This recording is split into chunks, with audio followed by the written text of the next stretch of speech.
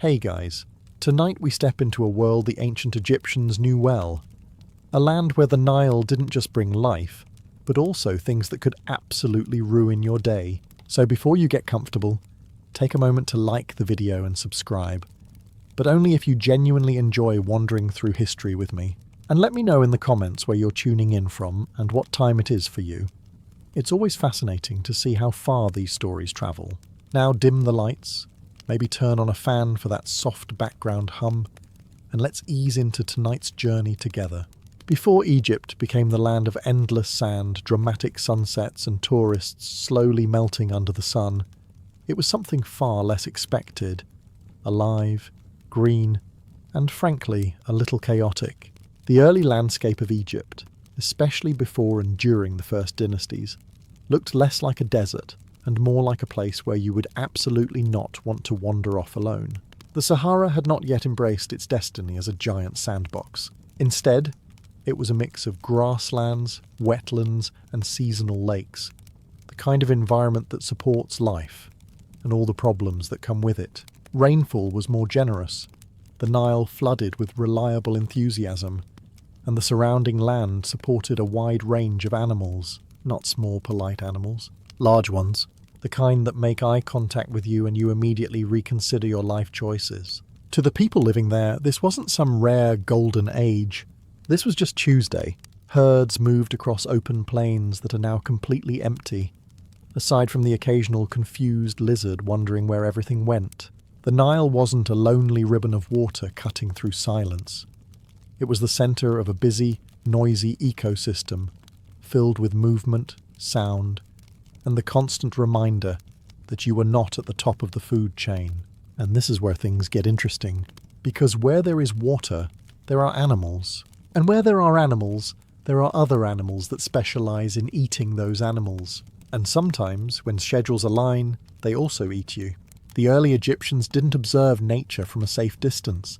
There were no documentaries, no slow-motion shots, no reassuring narrator explaining that everything would be fine. There was just direct, ongoing interaction with a world that did not particularly care whether you survived the day. You fetch water, something might be watching you. You walk through tall grass, something is definitely watching you. You hear nothing at all, that's worse. And yet this was normal life. No one was standing around saying, I think this ecosystem might collapse in a few thousand years. They were too busy not being trampled, bitten, or generally inconvenienced by wildlife. But slowly, very slowly, things began to change. The rains became less reliable. The lakes started shrinking. The green land pulled back inch by inch, like it had somewhere else to be. Animals began to move away, following water that no longer stayed put. Predators followed them, because that's how this works. Nobody sticks around when the food leaves. What remained was the Nile, still flowing, still dependable, but now surrounded by a landscape that was becoming harsher, drier, and significantly less welcoming. The Egypt we imagine today didn't appear overnight. It arrived gradually as the last traces of that earlier world faded away. One animal leaves, then another, and eventually all that's left is sand.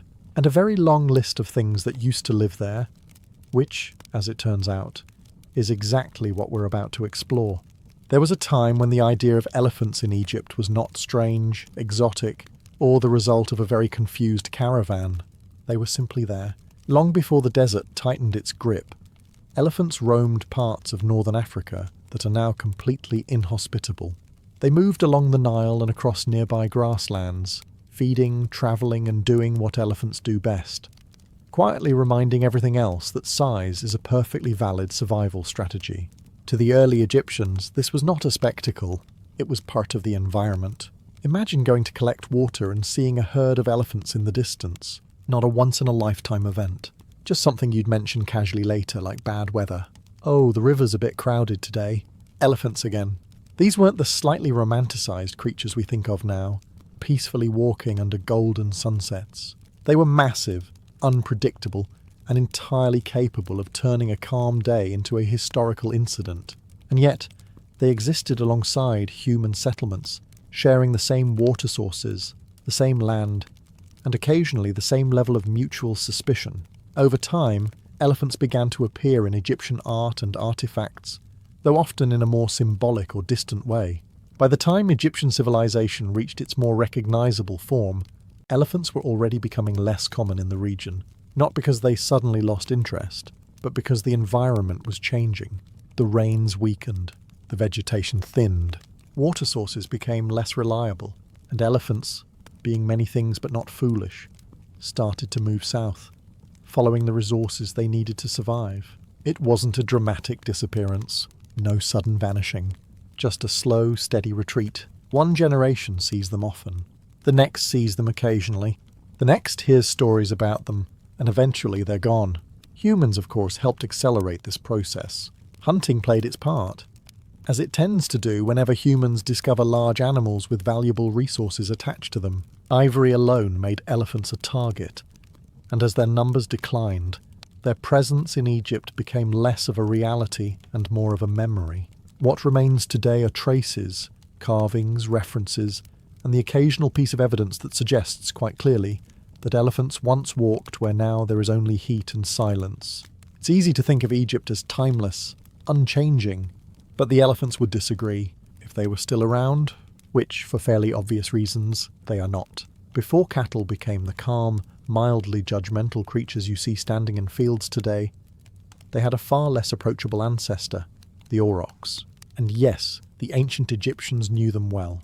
These were not your average farm animals. Aurochs were enormous, muscular, and equipped with horns so large and elegantly curved that they looked less like livestock, and more like something designed by a sculptor with anger issues. Standing taller than a human, and built like a creature that had never lost an argument, they moved in herds across the greener landscapes of early Egypt.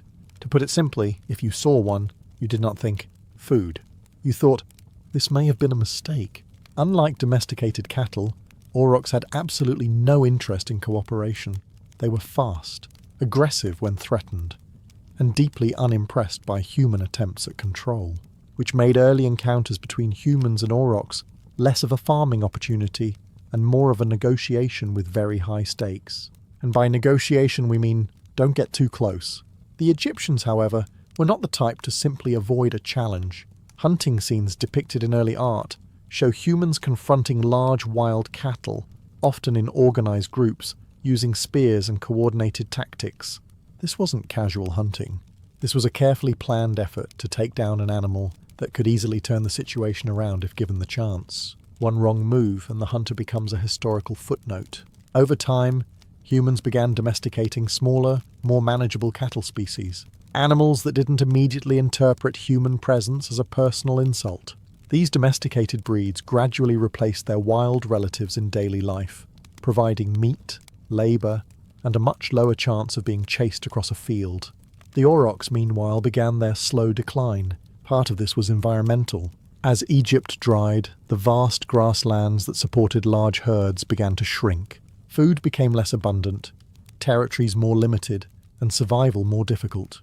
But the bigger problem, as usual, was humans. Hunting pressure increased, habitat decreased, and the aurochs, despite their size and strength, could not outpace both at the same time. They didn't disappear overnight. Like many of the animals on this list, their presence faded gradually. Fewer sightings. Smaller herds, then none. Eventually, the aurochs went completely extinct, not just in Egypt, but everywhere. The last known individual died in Europe in the 17th century, which is both surprisingly recent and slightly embarrassing for humanity. Today, all that remains are bones, depictions, and the modern cattle that carry a distant echo of what they once were. A calmer version, a smaller version, a version that no longer has the option to charge you. If you imagine the Nile as a calm, reflective river where people quietly collect water while birds chirp in the background, you are thinking of a version heavily edited for tourism. The ancient Nile was different.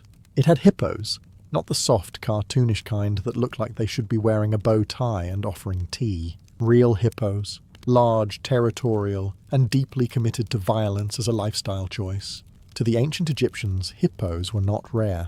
They were everywhere along the Nile and its marshes, especially in earlier periods when water levels were higher and vegetation was abundant. Farmers, fishermen, and basically anyone who needed access to the river had to share space with an animal that could overturn boats, destroy crops, and end your day with alarming efficiency, which it occasionally did. Hippos were responsible for real damage. They trampled fields, devoured vegetation, and disrupted irrigation, which, in a civilization that depended entirely on agriculture, was less of an inconvenience and more of a serious problem. Imagine spending months growing crops only for a large aquatic tank to walk in at night and eat everything like it owns the place. Because from its perspective, it does. Naturally, the Egyptians hunted them, not casually, and definitely not alone. Hunting hippos required coordination, planning, and a healthy acceptance that things could go wrong very quickly. Tomb paintings show groups of men in boats, armed with spears, attempting to bring down these animals in the water, which, strategically speaking, is where the hippo has a slight advantage. Despite the risks, hippo hunting became both a necessity and a symbol. Pharaohs were often depicted participating in these hunts, presenting themselves as protectors of order, defeating chaos, which in this case happened to weigh several tons and bite through wood. There was also a deeper layer of meaning. The hippo became associated with disorder and destruction in Egyptian belief, sometimes linked to the god Set, a figure representing chaos and conflict. Killing a hippo wasn't just practical, it was symbolic. You weren't just saving your crops, you were restoring balance to the universe. No pressure. Over time, however, hippos began to disappear from Egypt. As the climate dried and the Nile's ecosystem changed, their habitats shrank. Increased human activity, hunting, and expanding agriculture pushed them further south, away from the increasingly crowded riverbanks. Eventually, they vanished from Egypt entirely. Today, hippos still exist, just not there. They remain one of the most dangerous animals in Africa, which is both impressive and slightly reassuring, because at least some things haven't changed. But in ancient Egypt, they weren't something you saw on a documentary. They were something you tried not to see at all. Before lions became decorative statues outside hotels and mildly intimidating logos, they were very real residents of ancient Egypt, and they had no interest in symbolism. They lived along the Nile Valley and in the surrounding regions, especially during earlier, greener periods. These were not occasional visitors wandering in from somewhere else.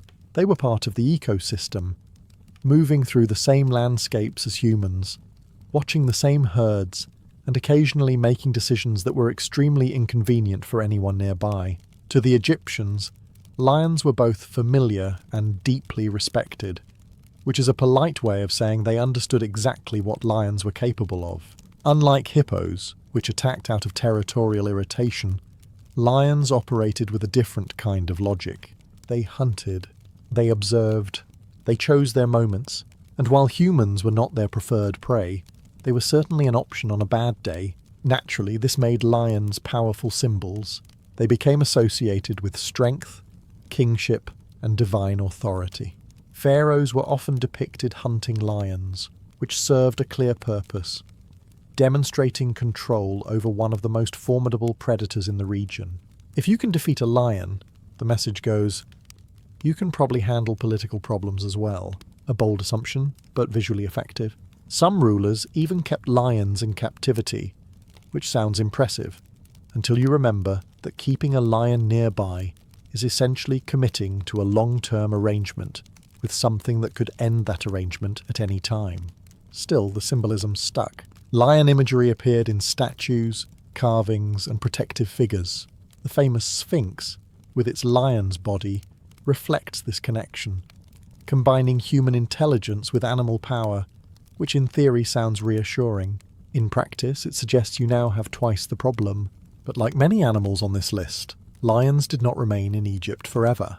As the climate changed and the environment became drier, their natural habitat began to shrink. Prey animals became less abundant, and human populations expanded, pushing lions further away from the Nile and into less populated regions. And then came hunting. Lions were not just feared, they were actively pursued, for sport, for protection, and for royal prestige. Over time, this pressure reduced their numbers significantly. The lions that once roamed Egypt were likely part of what we now call the Barbary lion, a subspecies that is now extinct in the wild. By the time later historical records appear, lions had already become rare in Egypt. Then they disappeared entirely. Today, lions still exist, but not there. The Nile no longer echoes with their presence.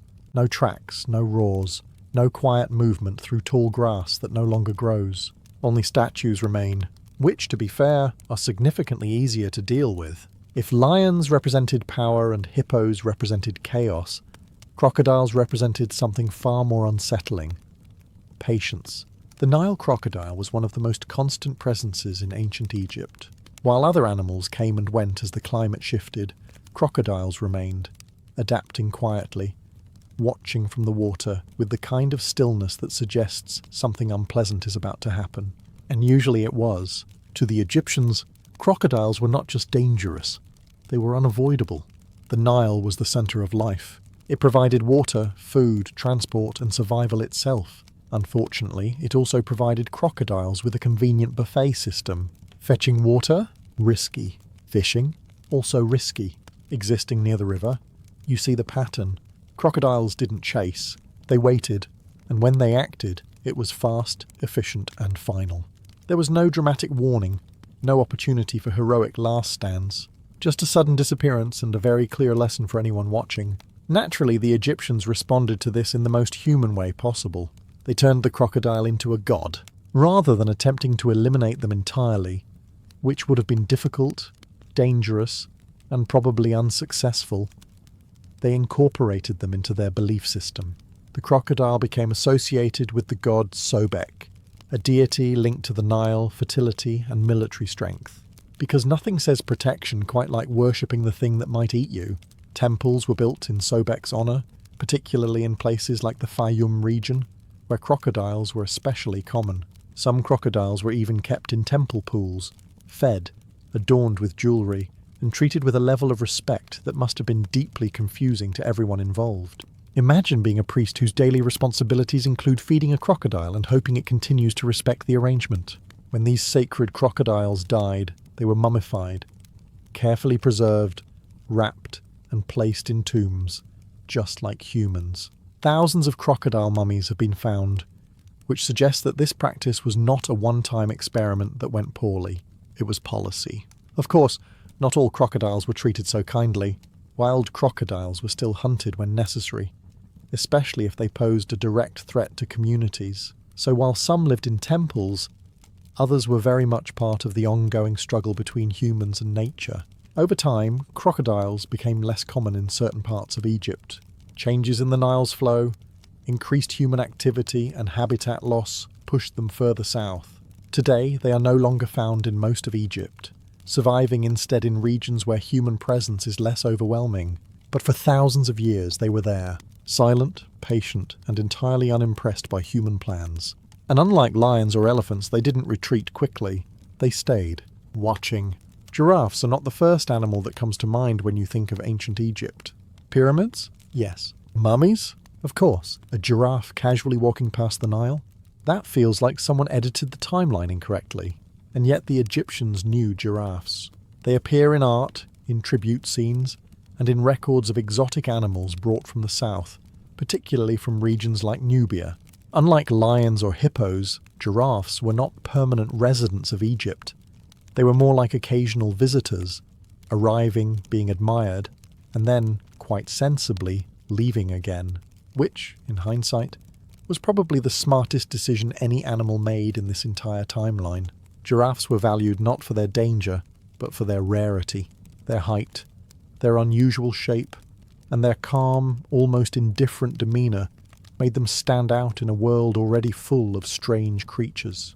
To the Egyptians, they were something between curiosity and prestige, the kind of animal you would bring as a gift to a pharaoh if you wanted to make a very strong impression. Here is a tall animal. Why is it this tall? No one knows. It just is. Despite their exotic status, giraffes were not completely unknown to the Egyptian environment during earlier, greener periods. In times when the Sahara supported more vegetation, it is likely that giraffes ranged closer to Egypt than they do today, moving through connected habitats that no longer exist. But as the climate changed and the land became drier, these pathways disappeared. The grasslands shrank, the trees thinned. The environment that could support giraffes, animals that require large amounts of vegetation and space, simply stopped being available. And giraffes, being both tall and surprisingly reasonable, did not attempt to adapt to a desert lifestyle. They moved south, not dramatically, not all at once, just gradually, following the food and water that were no longer present in Egypt. Humans, of course, played their part as well. Hunting and capture reduced their numbers in the region, especially when they were seen as valuable gifts or symbols of status. But unlike some other animals, giraffes were not driven to extinction. They simply left. Today, giraffes still exist, but far from Egypt. Their presence in ancient Egyptian art now feels almost surreal.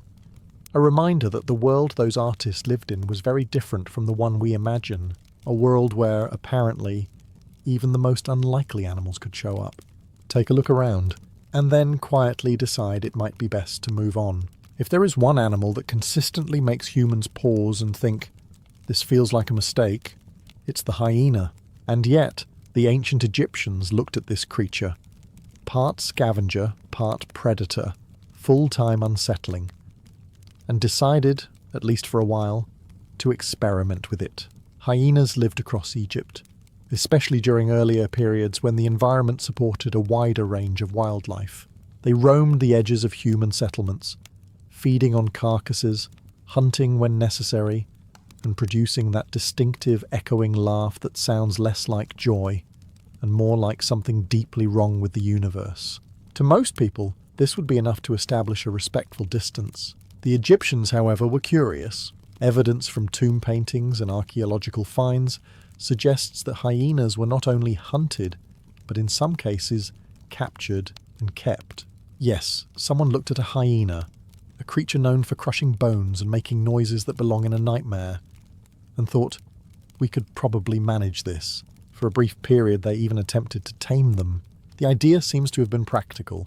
Hyenas are strong, adaptable, and capable of consuming almost anything. In theory, they could be useful. Perhaps for meat, perhaps for pest control, perhaps simply because someone in authority insisted it was a good idea and no one wanted to argue. In practice, it did not become a long-term success. Hyenas are not easily domesticated. Unlike dogs, which evolved alongside humans and developed an almost suspicious willingness to cooperate, hyenas maintained their independence, their instincts, and their general disinterest in following instructions, which, considering their personality, is probably for the best. Over time, the attempt to integrate hyenas into human life faded. They remained present in the landscape, but more as wild animals than managed ones.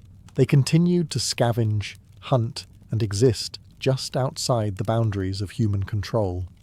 A constant reminder that not everything can be turned into a useful companion.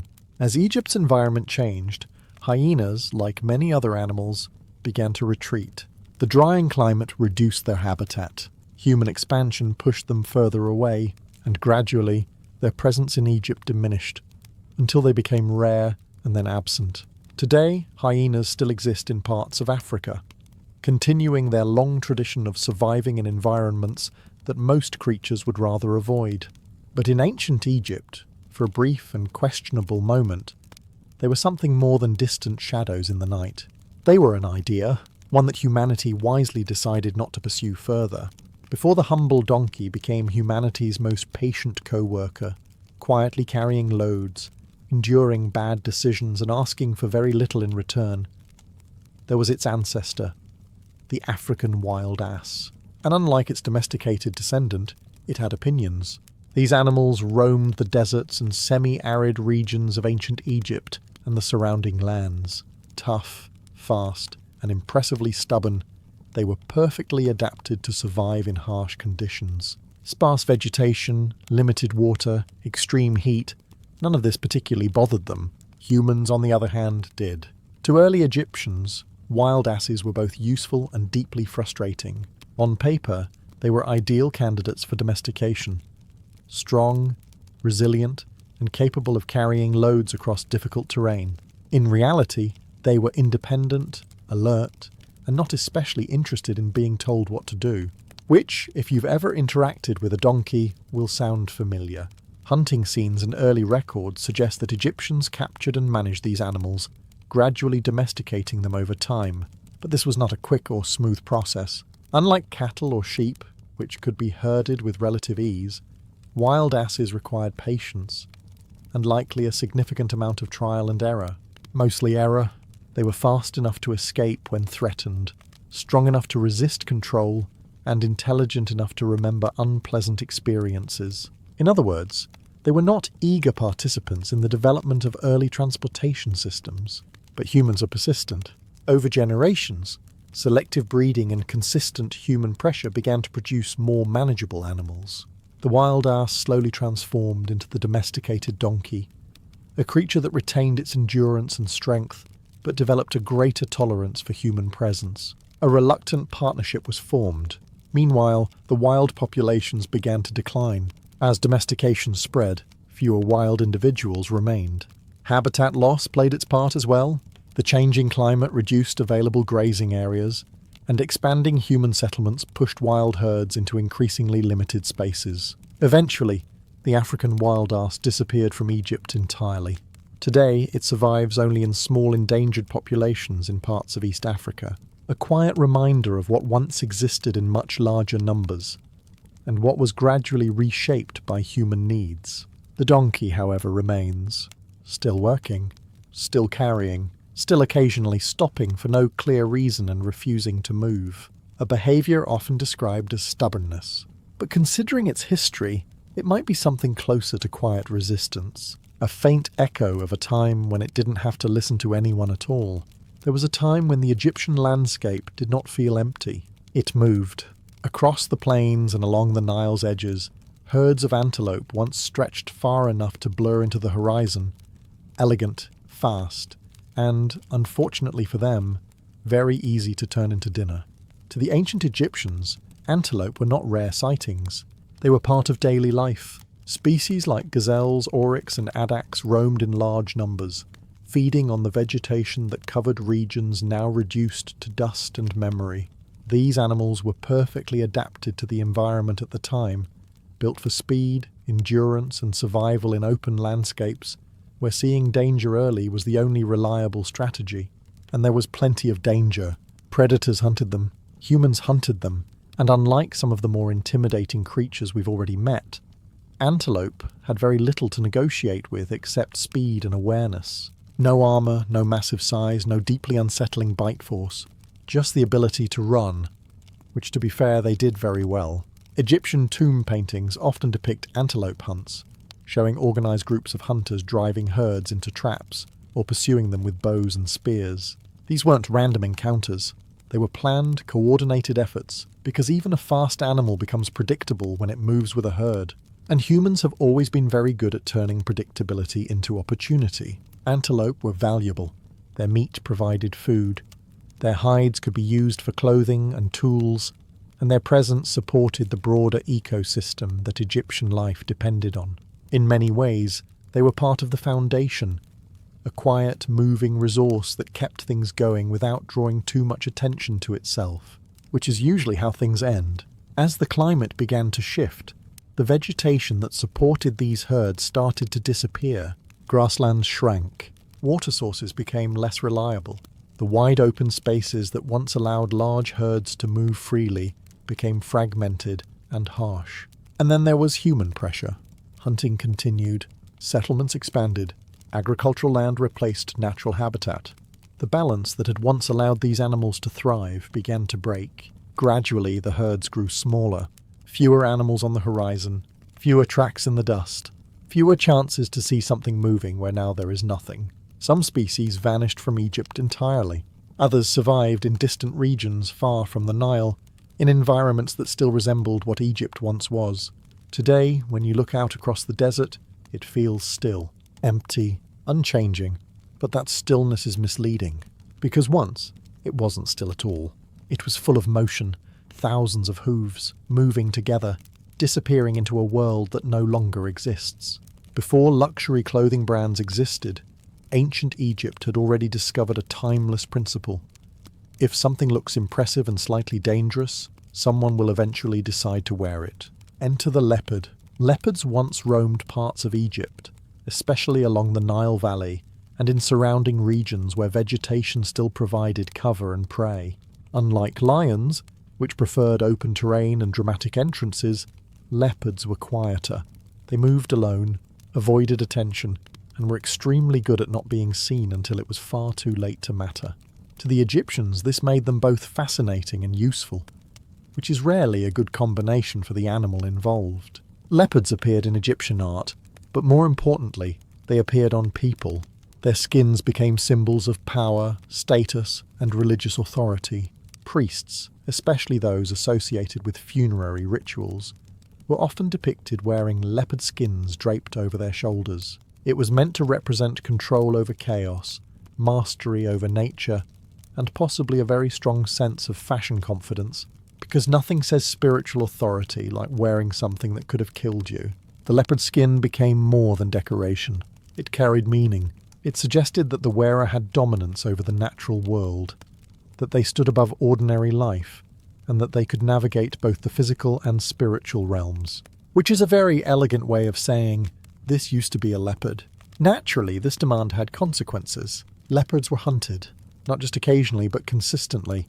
Their value as symbols made them desirable, and their solitary nature made them vulnerable. Unlike herd animals, which could at least rely on numbers, leopards had only their stealth, and stealth becomes less effective when humans actively go looking for you. At the same time, the environment was changing. As Egypt became drier, the dense vegetation that leopards relied on began to disappear. Open land replaced cover. Prey became less abundant, and the spaces where leopards could exist without constant human interference grew smaller. Over time, their numbers declined. Fewer sightings, fewer skins, fewer reasons for someone to say, I think I'll wear this today. Eventually, leopards disappeared from Egypt entirely. Today, they still exist in parts of Africa, but far from the Nile. Their presence in ancient Egyptian imagery now feels distant, almost symbolic, which is fitting, considering that's exactly how they were used. But once they were real, moving silently through landscapes that no longer exist, unseen, right up until they weren't. If you were an ibis in ancient Egypt, life was complicated. On one hand, you were sacred, associated with the god Thoth. The ibis was linked to writing, knowledge, and divine intelligence. Not a bad resume for a bird that spends most of its time wading through water looking for food. On the other hand, being sacred did not mean being left alone. Quite the opposite. The sacred ibis was everywhere along the Nile in earlier times. These long-legged, curved-beak birds thrived in wetlands and marshes, feeding on small creatures and moving in large flocks that would have been a common sight to anyone living near the river. They were part of the rhythm of daily life. Quiet, persistent, and for the most part, harmless.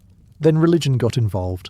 Because the ibis was associated with Thoth, it became an object of devotion. And in ancient Egypt, devotion often took a very specific form: mummification. Not just a few ibises, not a symbolic number. Millions.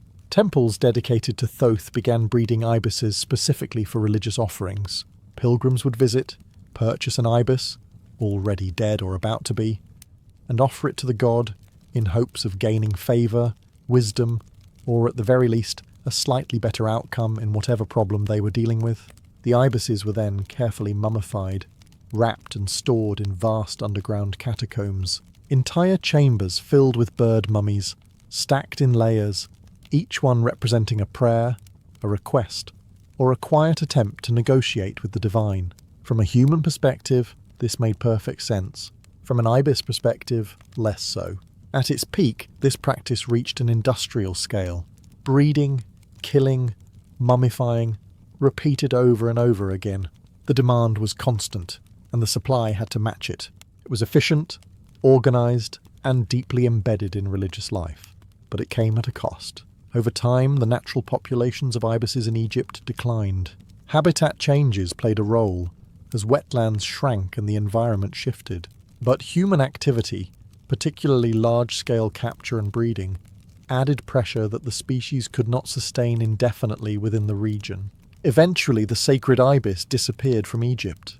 Not extinct globally, it still exists in other parts of Africa, but gone from the land where it was once revered. Which creates a strange kind of irony. A bird associated with wisdom, preserved in enormous numbers to honour a god of knowledge, no longer lives in the place that worshipped it most. It remains in art, in hieroglyphs, and in endless rows of carefully wrapped remains. A symbol that survived, the animal did not. If the land of ancient Egypt had its share of problems, the river made sure to contribute its own. The Nile was not just a source of life. It was also a place where things lived that you couldn't always see, which, historically speaking, is never a comforting detail. Ancient Egyptian waters were far richer and more crowded than they are today. The river supported a wide range of fish species, many of them larger and more abundant than anything you're likely to encounter there now. Among them were massive catfish, powerful Nile perch, and other creatures that thrived in a system that, at the time, was remarkably balanced. To the Egyptians, fish were essential. They were a daily food source caught using nets, lines, and traps. Fishing scenes appear constantly in tomb art, showing men standing in boats, hauling in catches with the calm confidence of people who have done this many times before. What those scenes don't always show is what else might be in the water, because while most fish were manageable, some were less so.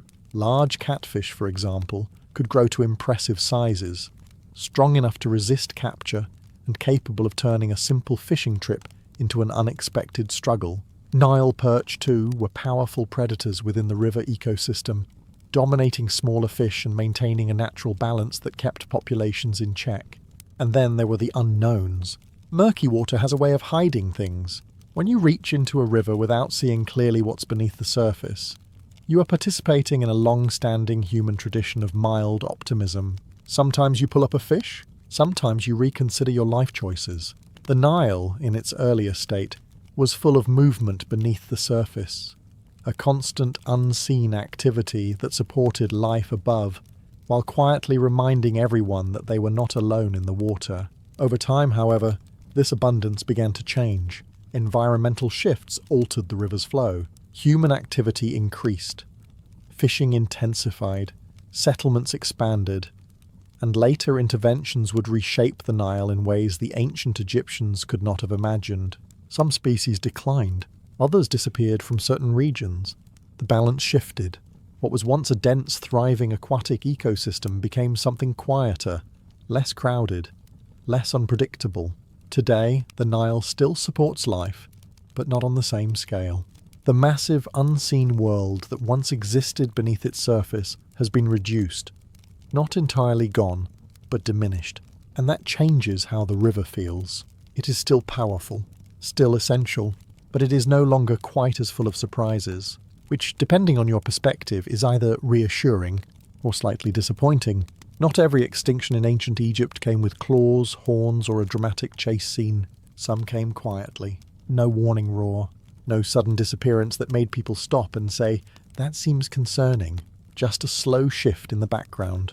The kind of change that is easy to ignore until it becomes impossible to avoid. The real force behind many of these vanished animals was climate. At the end of the last ice age, North Africa began to dry. What had once been a patchwork of grasslands, lakes, and wetlands slowly transformed. Rainfall decreased. Seasonal waters failed to return. Vegetation thinned out, not all at once, but gradually, enough that each generation noticed less, not everything. To the people living through it, it didn't feel like a collapse. It felt like adjustment. A lake that used to last longer now dries earlier. A grazing field doesn't grow back as fully as before. A herd that once passed through every year becomes less frequent, then occasional, then absent. And because nothing dramatic announces it, life continues. Animals, however, notice faster. Large species that depended on wide grazing lands began to move. Elephants shifted south, following water and vegetation. Giraffes disappeared from regions that could no longer support them. Antelope herds shrank as food sources became unreliable. Predators followed, because survival tends to be very direct. No food, no reason to stay. Humans adapted differently. Instead of moving entirely, they concentrated around what remained dependable: the Nile. The river became not just a resource, but the only reliable centre of life in an increasingly hostile landscape. Agriculture intensified. Settlements grew. Space that once belonged to wildlife became human territory, which, from the animal's perspective, was a very clear eviction notice. And unlike sudden disasters, this process didn't stop. Each year slightly drier than the last. Each season slightly harsher. each generation growing up in a world just a bit smaller than the one before. Eventually the balance broke. Species that could not adapt disappeared from Egypt entirely. Others survived elsewhere, in environments that still resembled what Egypt once was. And some, like the aurochs, vanished from the world altogether. What makes this different from the usual idea of extinction is the pace. There was no single moment where everything changed. Just time doing what it does best, reshaping the world without asking permission. And when it was finished, Egypt was still there. The Nile still flowed. But the living world that once surrounded it was gone. By the time we arrive at the Egypt most people recognize, pyramids standing in quiet defiance, temples carved in stone, the Nile flowing through a landscape that feels almost eternal. Something important has already happened. The animals are gone, not all at once, not dramatically, no final gathering, no grand exit, just a slow, uneven disappearance. One species fades, another follows, and eventually, the land that once moved with life becomes something still, something silent, something we now describe as timeless, which is a polite way of saying nothing much is happening anymore. What remains is memory, and the Egyptians, to their credit, were very good at preserving memory. They carved animals into temple walls, painted them into tombs, wove them into their mythology and symbolism. Lions became guardians. Ibises became divine messengers. Crocodiles became gods. Even creatures that had already begun to disappear were recorded with a level of detail that suggests they were not yet entirely gone from experience, just slipping out of reach. It's a strange moment to imagine. An artist painting a lion that still exists, but not as often. A hunter describing an animal his father saw regularly, but he rarely does. A priest wrapping the remains of a bird that used to fill the sky, now bred in controlled numbers just to keep the ritual alive. This is how worlds end. Not with a sudden collapse, but with a gradual shift from presence to representation. Real animals become symbols. Symbols become stories. Stories become history. And eventually, history becomes something we try to reconstruct piece by piece, wondering how it all fit together. Today, when you stand in Egypt, you see a landscape that feels permanent. The desert stretches out endlessly. The monuments stand unmoved. The Nile flows as it always has, but that stillness is deceptive, because underneath it lies the memory of movement, of herds crossing open land, of predators watching from a distance, of birds filling the air and fish filling the river. A world that was once loud, crowded, and very much alive. The Egyptians didn't think they were living at the end of something. They thought they were living in the center of it, and in a way they were. They just didn't know that the world around them was slowly, quietly, and very patiently leaving. The Celtic year does not begin with blooming flowers or cheerful sunlight. That would be far too optimistic. Instead, it begins in the quiet collapse of the world at the festival of Samhain, a moment when the last harvest is pulled from the soil and the land prepares to slip into darkness. Fields that once fed entire communities now sit stripped and exposed, their usefulness temporarily exhausted. Livestock are brought closer to home, and not all of them will survive the winter. Decisions are made with a cold practicality that leaves little room for sentiment. This is not cruelty. It is survival, sharpened by generations who understood that winter is less a season and more a test. As night falls on Samhain, something shifts. The Celts believed this was the moment when the boundary between the living and the dead weakened, not vanished entirely, just thinned enough to make things complicated. Spirits, ancestors, and less clearly defined presences were thought to move more freely, slipping into the world of the living with unsettling ease. Whether they came to guide, to warn, or simply to wander uninvited was anyone's guess. To manage this annual inconvenience, fires were lit. Large communal bonfires meant to protect and purify. These were not decorative. They were functional defences against whatever might be drifting too close. People would extinguish their household flames and relight them from these sacred fires, carrying a piece of communal protection back into their homes. It was practical, symbolic, and slightly nerve-wracking considering the alternative. Offerings were left out as well. Food, drink, small tokens, gestures of respect or appeasement, depending on how cautious one felt. You didn't necessarily need to believe in wandering spirits to participate. It was enough to acknowledge that just in case they were real, offending them would be a remarkably poor strategy. And so the year turned, not with celebration, but with awareness. Samhain was not about welcoming the new, it was about surviving the transition. A quiet agreement between the living and whatever lingered beyond sight. Both sides acknowledging that, for one night at least, the distance between them was no longer guaranteed. If Samhain marked the moment the veil thinned, then fire was humanity's rather desperate attempt to negotiate terms. The Celts, practical to the core, did not simply sit indoors hoping the spirits would behave themselves. They gathered, they burned things, and they did so with remarkable enthusiasm. At the centre of these gatherings stood the sacred bonfires, carefully prepared, deliberately lit, and impossible to ignore. Druids, the intellectual and spiritual backbone of Celtic society, oversaw these rituals. They were not just philosophers wandering through forests contemplating existence. On nights like this, they were organisers, officiants, and, effectively, the only people in the room who seemed to know what was going on. The fires themselves were built from specific woods, often oak, a tree held in high regard for its strength and endurance. Nothing about this was random. Every branch, every spark carried meaning. Once lit, the flames became a focal point for the entire community, a place where protection, ritual, and a mild sense of existential dread all blended together quite seamlessly. People would bring offerings to the fire, crops, animal bones, and sometimes entire animals. These sacrifices were meant to ensure favour from the unseen forces believed to be closest during Samhain. It was not a symbolic gesture. It was a transaction. Give something valuable, and perhaps the coming winter would be less interested in ruining your life. After the rituals, something more communal and slightly more chaotic would begin. Feasting, storytelling and games unfolded around the firelight. But even here, the presence of the other world lingered. Masks and disguises were worn, partly for tradition, partly to confuse any spirits wandering too close. If a spirit couldn't recognize you, theoretically, it couldn't bother you.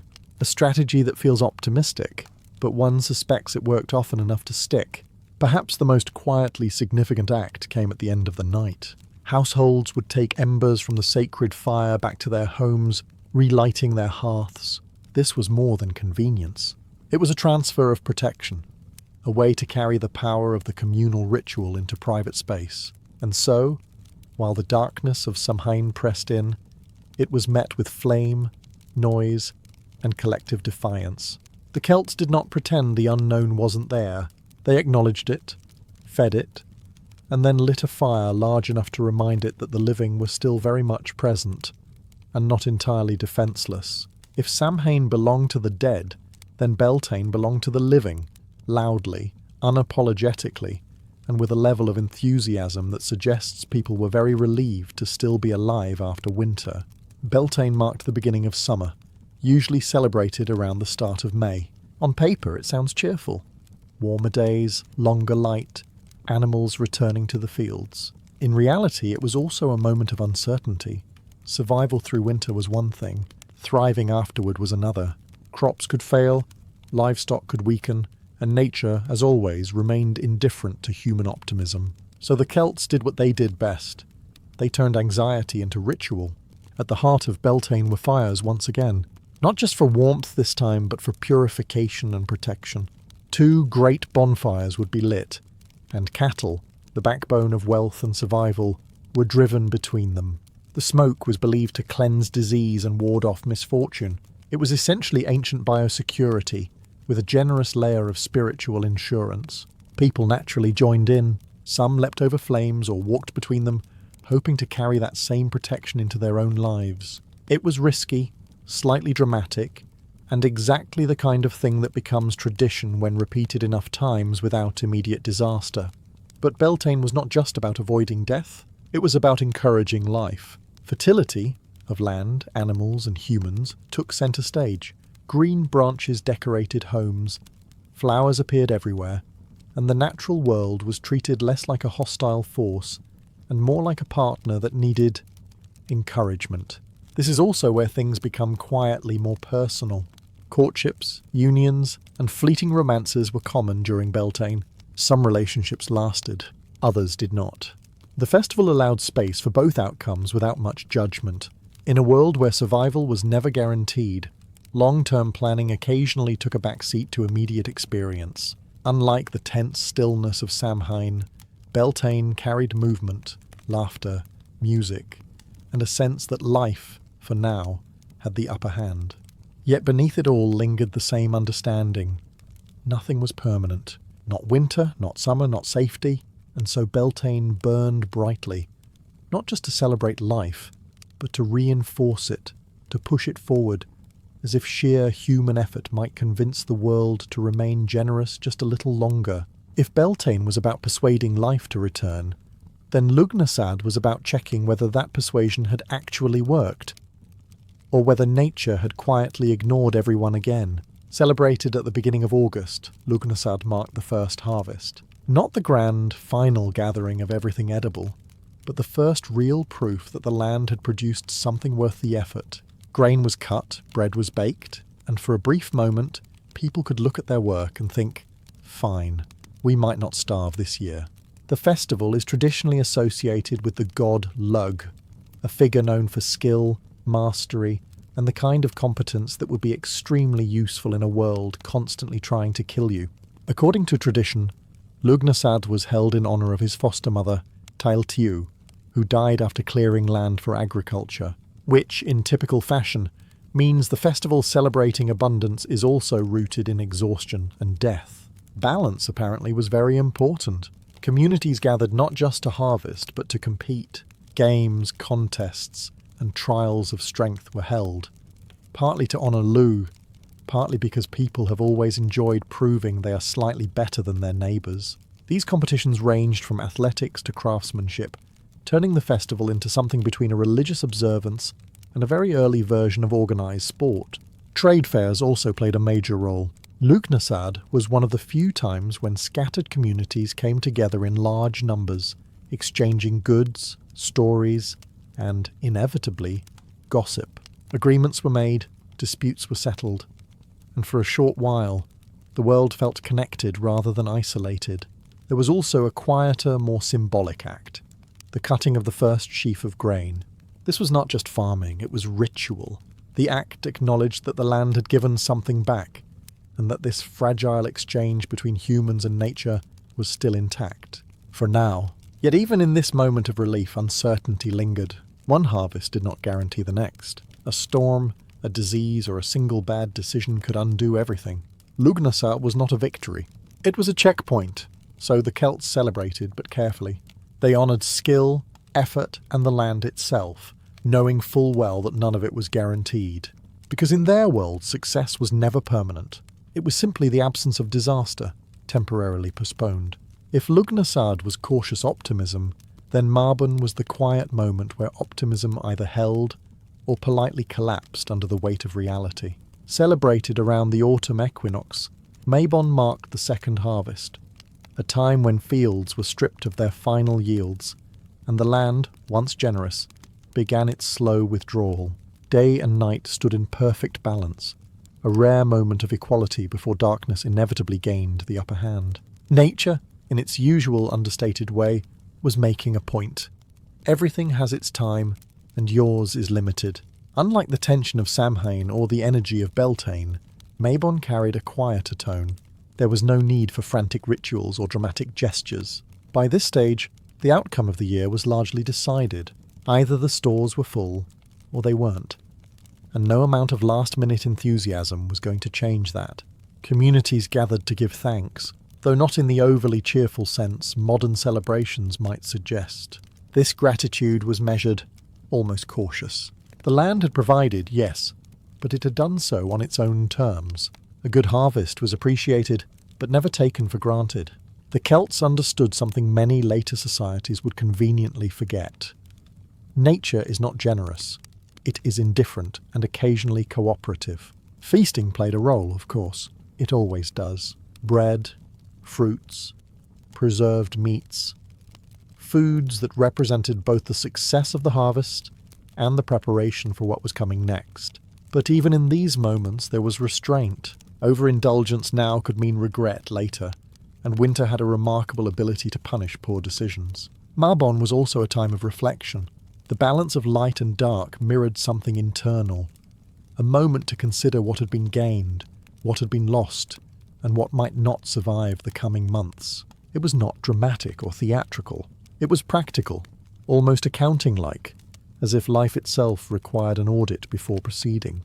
There were rituals, naturally, offerings to the land, small tokens left in fields or forests as gestures of respect. Not grand sacrifices, just quiet acknowledgements, a recognition that whatever forces governed the world had for now allowed things to go reasonably well.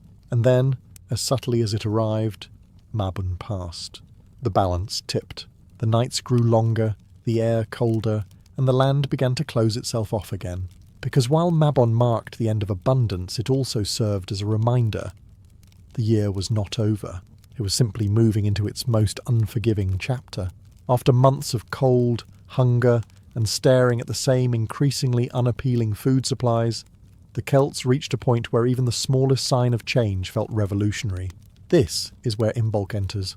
Quietly, cautiously, and without making any promises it can't keep. Celebrated at the beginning of February, Imbolc marked the earliest hint that winter might, eventually, loosen its grip. Not end, of course, that would be far too generous, but weaken just enough to suggest survival was still on the table. The days grew slightly longer, the air marginally less hostile, and most importantly, livestock began producing milk again. A small detail, unless you enjoy eating exclusively preserved grains and regret.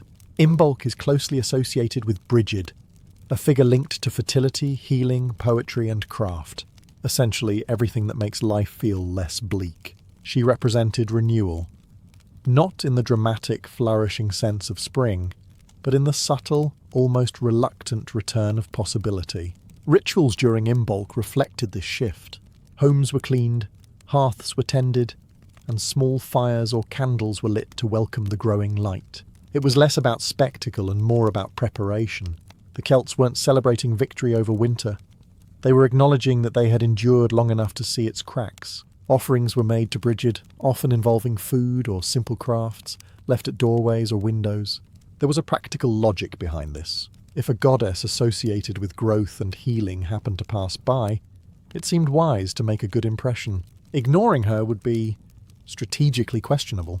One of the more symbolic acts involved the creation of Brigid's crosses, woven from reeds or straw.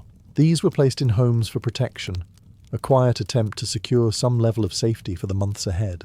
Whether they worked or not is difficult to prove, but they certainly provided a sense of order in a world that rarely offered it. Imbolc was not loud, and it was not certain. It was a pause, a moment where the worst might be over, but no one was quite ready to say it out loud. Because winter, as experience had taught them, had a habit of returning just when you thought it was done. Still, the light was coming back. Slowly, reluctantly, but undeniably. And for the Celts, that was enough to begin again. Carefully. By now, it should be obvious that Celtic festivals were not improvised gatherings where someone casually suggested lighting a fire and hoping for the best. Behind this entire system stood a group of individuals whose job was to understand, interpret, and, when necessary, impose order on the chaos of nature, the Druids. Druids were not just religious figures. They were scholars, judges, historians, and most importantly, the keepers of time. In a world without printed calendars or politely scheduled reminders, someone had to determine when exactly the veil between worlds might thin, or when it was appropriate to start driving cattle between fires. Guessing was not encouraged. Their understanding of the year came from careful observation, the movement of the sun, the shifting length of days, the behaviour of animals, even subtle changes in the landscape. All of it formed a kind of living calendar. This was not abstract knowledge. It was practical, and occasionally the difference between survival and an unfortunate winter. Festivals like Samhain, Beltane, Lughnasadh and Imbolc were not randomly placed. They marked critical transitions in the agricultural and spiritual year. The Druids ensured these moments were recognised, observed, and, when necessary, approached with the appropriate level of seriousness, which, given the stakes, was usually quite high. Rituals themselves were structured with precision. Fires were lit in specific ways, offerings made according to tradition, and gatherings organised so that the entire community participated. This was not just about belief, it was about cohesion. Festivals brought scattered groups together, reinforcing identity and shared understanding. Without that, survival becomes significantly more complicated. There was also an element of authority. Druids held influence because they understood things others did not, or at least appeared to. Interpreting omens, advising leaders, and guiding rituals gave them a central role in society. Whether one viewed them as wise guides or simply very confident organisers depended largely on personal experience. Importantly, their knowledge was not written down. It was memorized, passed from one generation to the next through long training and repetition. This ensured continuity, but also meant that understanding remained concentrated among a few. An efficient system, provided those few remained competent. Through all of this, the festivals maintained their rhythm, not chaotic celebrations, but carefully timed markers in a year that demanded attention and respect. Because for the Celts, time was not something you measured casually. It was something you managed, very carefully, before it decided to manage you instead. By this point, it should be clear that Celtic festivals were not simply about crops, animals, or seasonal mood swings. Beneath all of it sat a quieter, more unsettling idea. The world was not alone. It merely looked that way most of the time. The Celts believed in what are often called thin places, moments and locations where the boundary between the human world and the other world grew fragile, not gone, not dramatically shattered, just weakened enough to allow movement, influence, and the occasional unwanted interaction. Festivals, especially Samhain, were considered prime opportunities for this overlap. The other world itself was not a neatly organised afterlife. It was a parallel realm, inhabited by spirits, deities, and beings that did not fit comfortably into simple categories. Some were benevolent, others less so, and many seemed to operate on motives that were, at best, difficult to interpret, which is exactly the kind of neighbour you prefer to keep at a respectful distance. During these thin moments, the rules shifted. Time behaved differently. Boundaries blurred.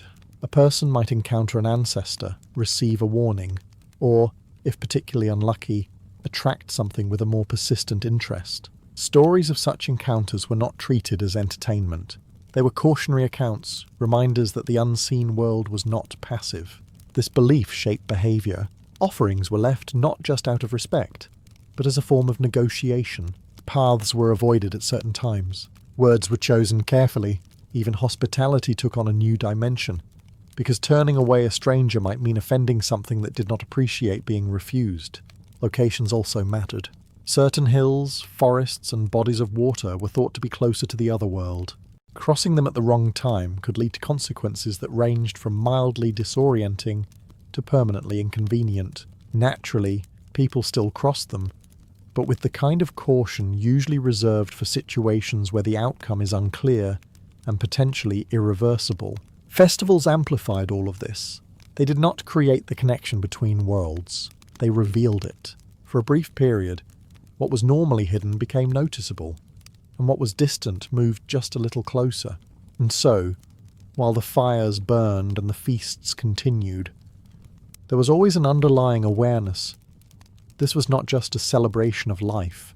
It was a moment of coexistence, temporary, uneasy, and handled with just enough respect to avoid drawing too much attention from whatever might be watching back.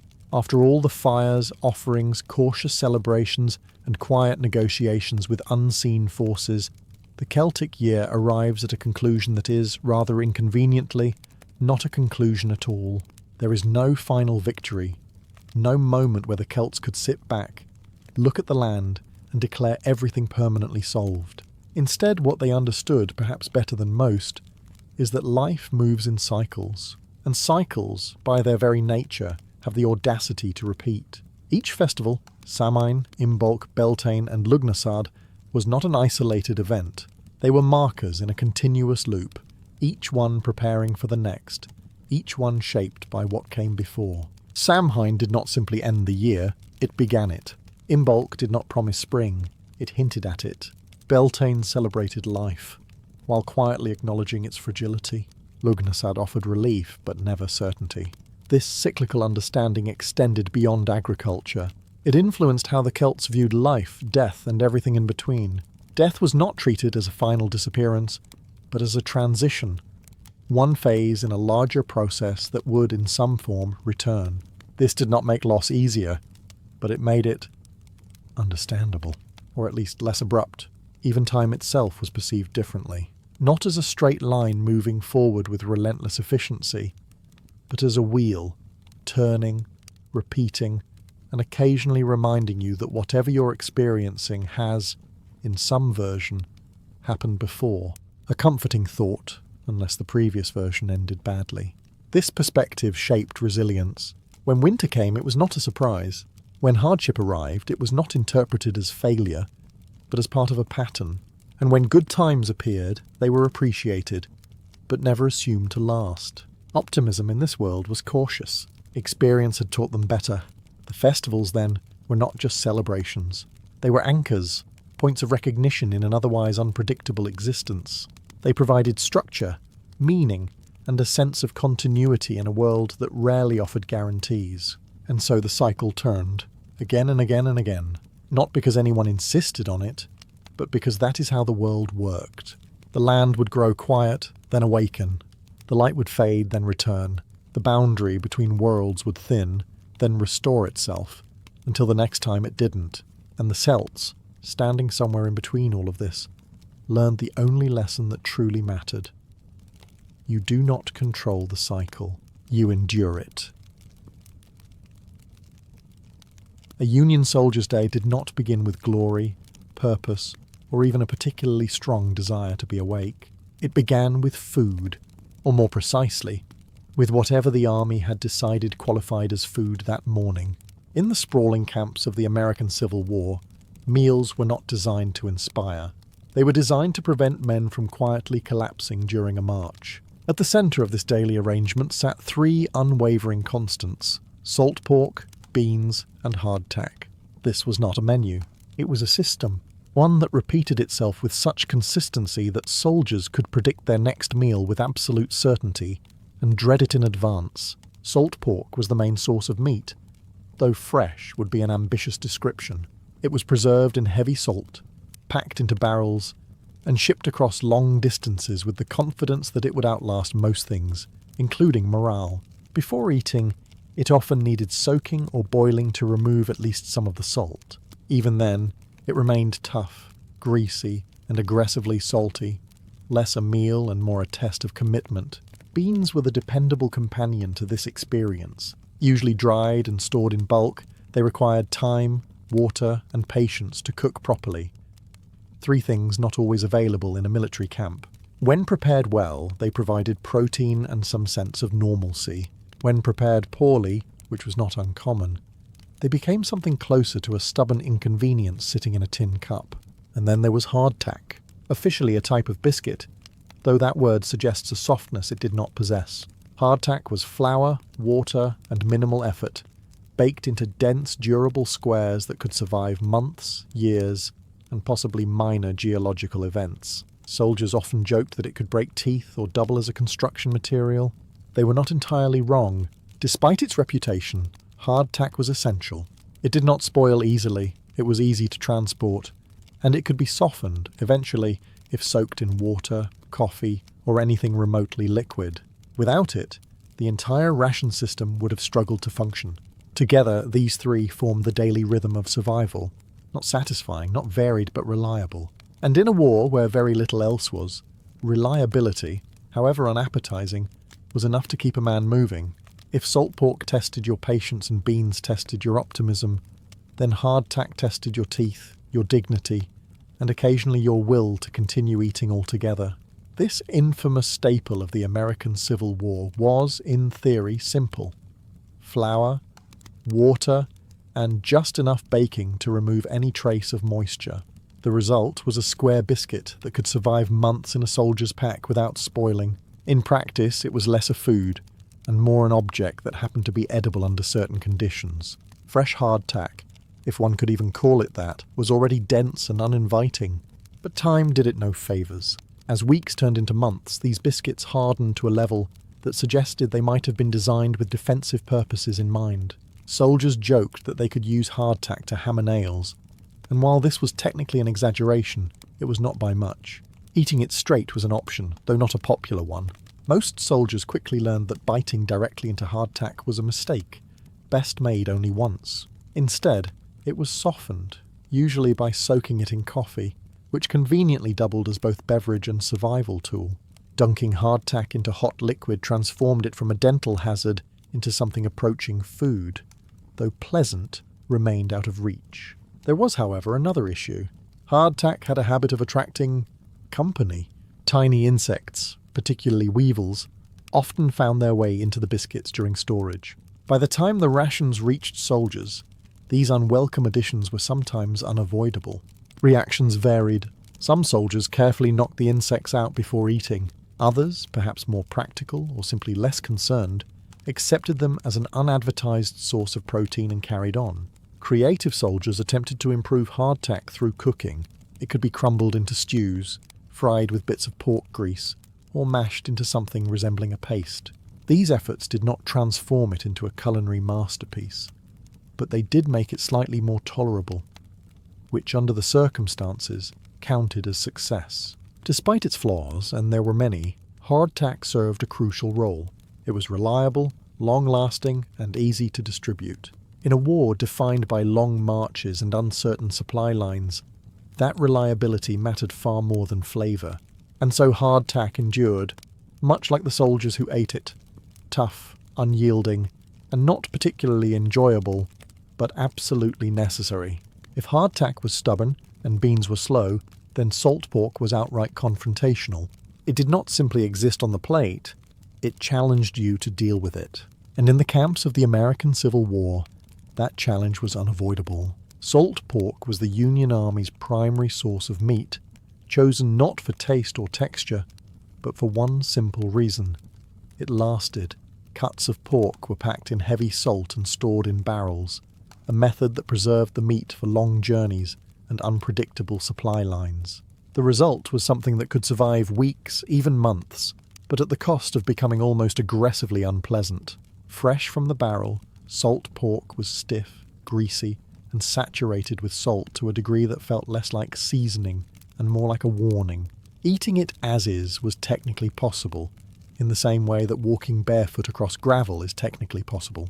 Most soldiers quickly learned to boil it first, hoping to draw out at least some of the salt and soften the texture into something that could be chewed without regret. Even after boiling, the experience remained memorable. The meat was often tough, sometimes rubbery, and carried a flavour that dominated everything it touched. It did not blend into a meal, it became the meal, whether anyone wanted that or not.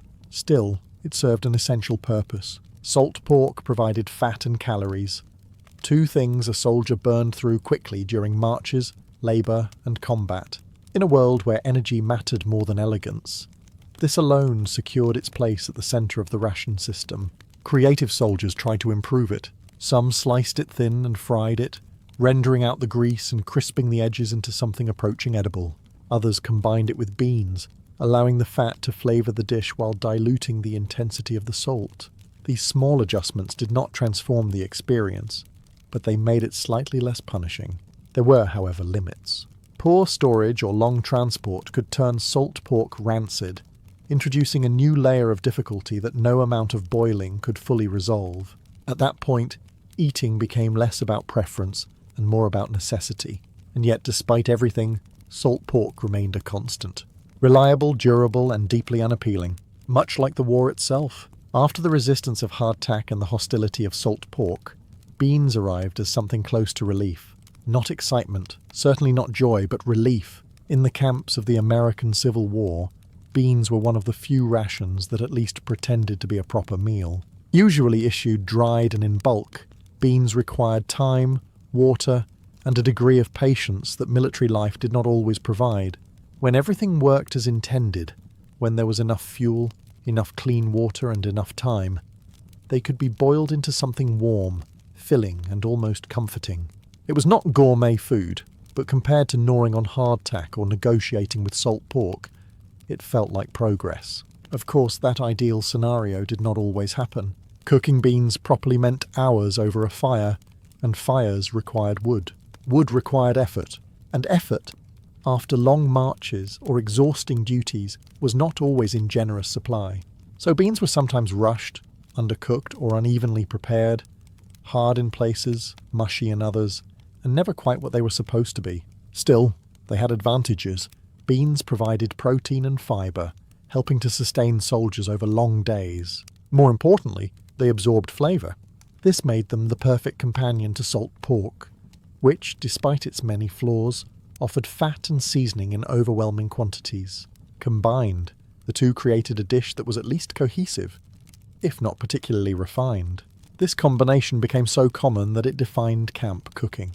A pot of beans simmering slowly over a smoky fire, with bits of pork fat floating across the surface, became a familiar sight. It was not just food, it was routine, and in a war filled with uncertainty, routine held value. There was also a social element to it. Cooking beans often meant gathering around a shared fire, waiting, stirring, occasionally complaining. Conversations happened here. Stories were told, exaggerated, and retold again. For a brief moment, the war stepped slightly into the background, replaced by the simple act of waiting for something to be ready, even if that something was beans. And so, while they were not perfect, often far from it, beans provided something the other rations did not quite manage. A sense, however small, that a meal could still feel like a meal. After hardtack tested your teeth, salt pork tested your resolve, and beans tested your patience, coffee arrived as something close to salvation. Not a luxury, not an indulgence, just a simple, reliable reason to get through the morning without openly questioning your life choices. In the camps of the American Civil War, coffee was not optional, it was essential. Union soldiers were issued green, unroasted coffee beans, which meant that before anyone could enjoy a cup, they had to roast, grind, and brew it themselves. This process required time, effort, and a surprising amount of determination, none of which discouraged them in the slightest. Roasting the beans was often done in whatever equipment was available: a pan, a tin cup, sometimes even a shovel. The goal was simple: apply heat until the beans darkened and released their aroma. Precision was not expected. Burnt beans were common, uneven roasting even more so. But none of this mattered. The end result was still coffee, and that was enough. Grinding came next, and here creativity truly flourished. Without proper tools, soldiers improvised, using rifle butts, rocks, or anything heavy enough to crush the beans into something resembling powder. It was inefficient, messy, and occasionally destructive to the surrounding environment, but it worked. Finally, the brewing. Grounds were added to boiling water, stirred, and then left to settle. The result was a thick, strong drink with a texture that sometimes included floating particles. An experience that modern coffee enthusiasts would politely describe as rustic. And yet it was beloved. Coffee provided warmth, energy, and a sense of normalcy in an environment that rarely offered any. It helped soldiers stay alert during long watches, recover from exhausting marches, and, perhaps most importantly, feel human for a few minutes each day. There was also a ritual to it. Preparing coffee became a shared activity, something done around the fire, with familiar motions and predictable results. Conversations flowed more easily over a tin cup of hot coffee than over a chunk of salt pork. In some cases, coffee even became a form of currency, traded between soldiers or exchanged for other goods. Its value extended beyond simple consumption. It was comfort, routine, and morale in liquid form. Because in a war defined by hardship, uncertainty, and remarkably uncooperative food, coffee stood out as the one thing that consistently delivered, even if it occasionally came with a mouthful of grounds. Even the most disciplined system of salt pork, beans, and hardtack had one small flaw. It assumed that was enough. For a soldier burning energy through marches, labour, and the occasional attempt to stay alive under fire, it often wasn't. And so, in the camps of the American Civil War, soldiers began to improvise. Foraging became less of a hobby and more of a necessity. When camps were near farmland, forests, or rivers, soldiers would quietly expand their menu. Berries, wild greens, nuts, and occasionally fish found their way into camp pots. Some men hunted small game, rabbits, birds, anything that moved slowly enough to be caught. These additions were not guaranteed, but when they appeared, they transformed meals from barely tolerable to almost satisfying. Of course, this came with complications.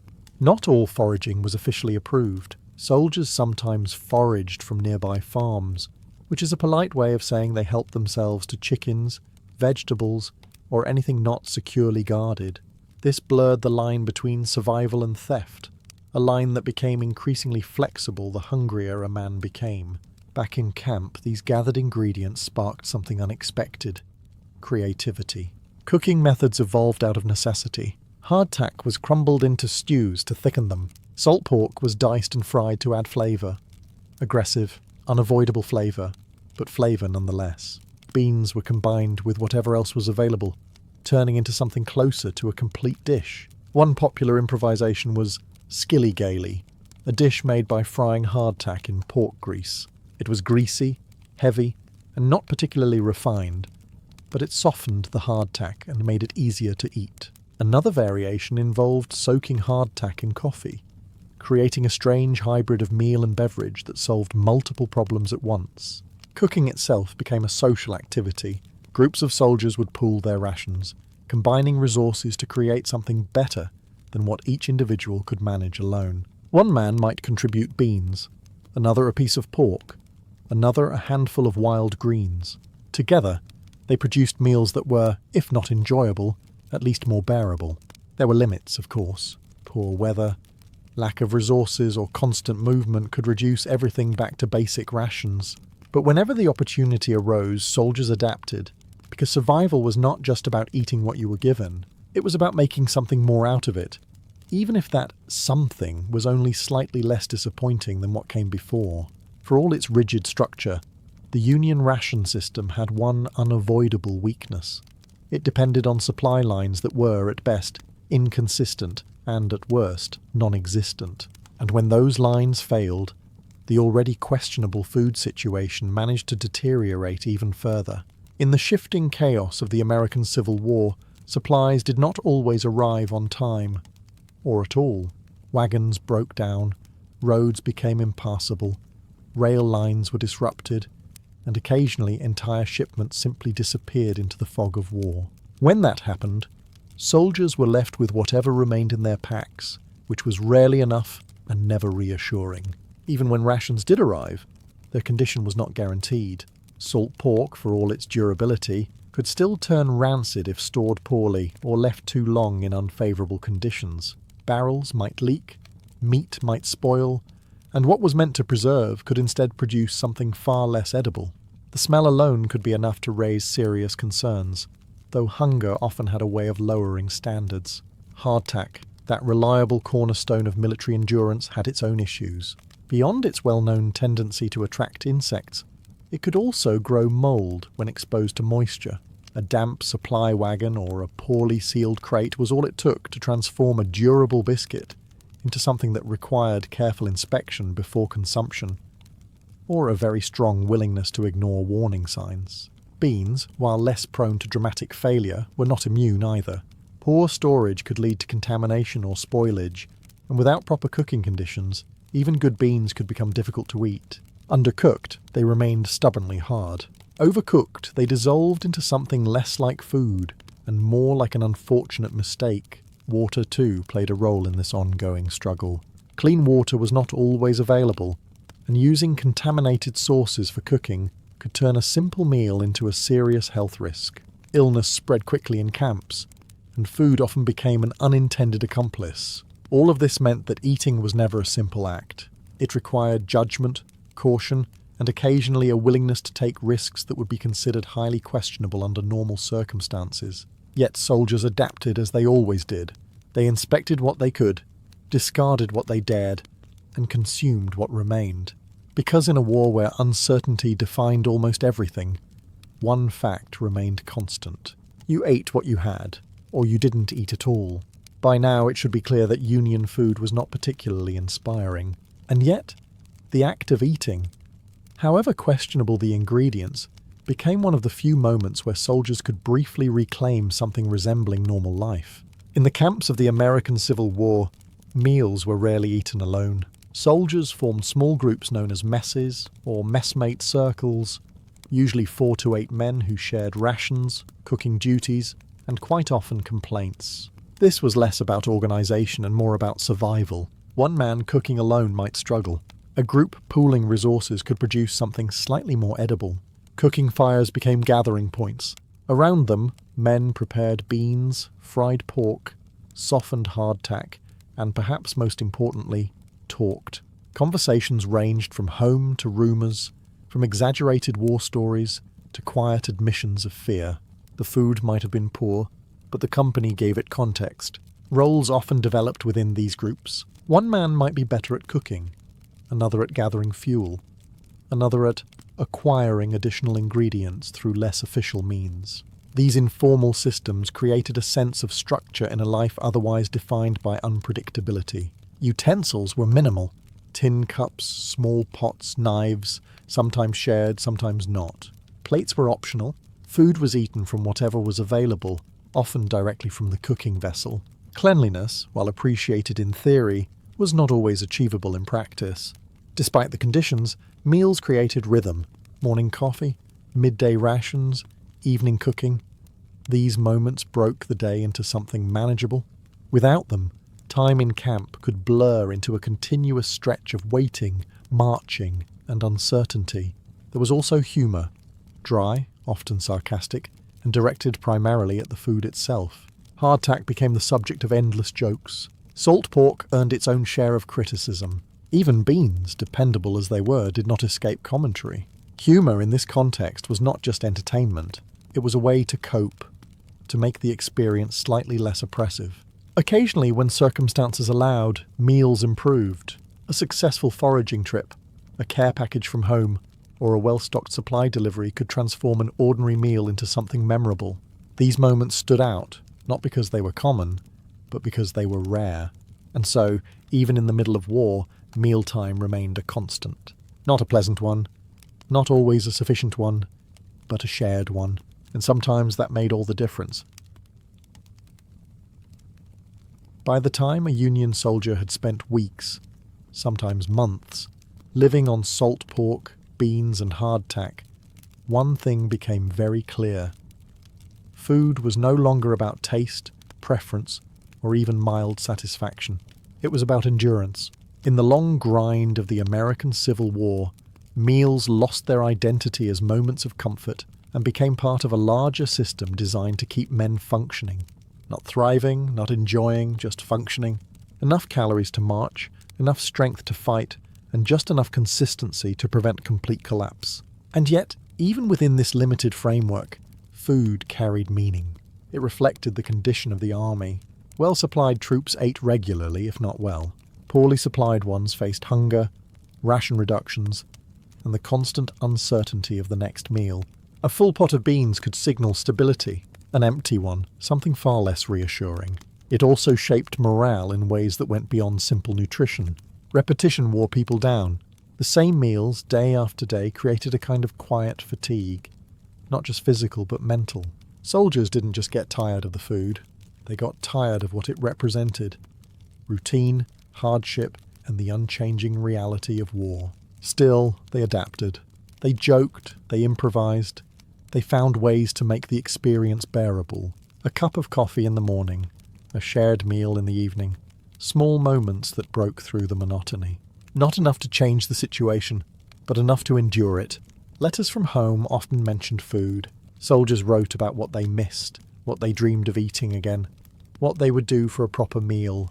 These weren't extravagant fantasies, just simple things. Fresh bread, vegetables, meat that didn't fight back. Ordinary meals, remembered with an intensity that only absence can create. And when the war finally ended, many carried those memories with them. Not of grand feasts or remarkable dishes, but of the long, repetitive struggle to eat well enough to continue. Because in the end, Union soldiers did not dine. They endured their meals, just as they endured the war itself. A Roman banquet did not begin with food. It began with a decision, specifically whether you were worth inviting. In the world of the Roman Empire, invitations were not handed out casually. They were calculated, selective, and occasionally ruthless. To be invited meant you mattered. To be excluded meant, well, you mattered less. And in a society built on status, that distinction carried weight far beyond a simple dinner. Hosts, typically wealthy elites, senators, or men with ambitions that required careful networking, used banquets as tools. These gatherings were not acts of hospitality. They were stages, carefully arranged environments where influence could be displayed, alliances reinforced, and reputations subtly adjusted over the course of an evening. Every guest served a purpose. Friends were there to support, allies to strengthen connections, and rivals to be observed, sometimes even humiliated, if the opportunity presented itself. The guest list itself was a message, one that others would notice and interpret. Who sat beside whom? Who was invited at all? Who was conspicuously absent?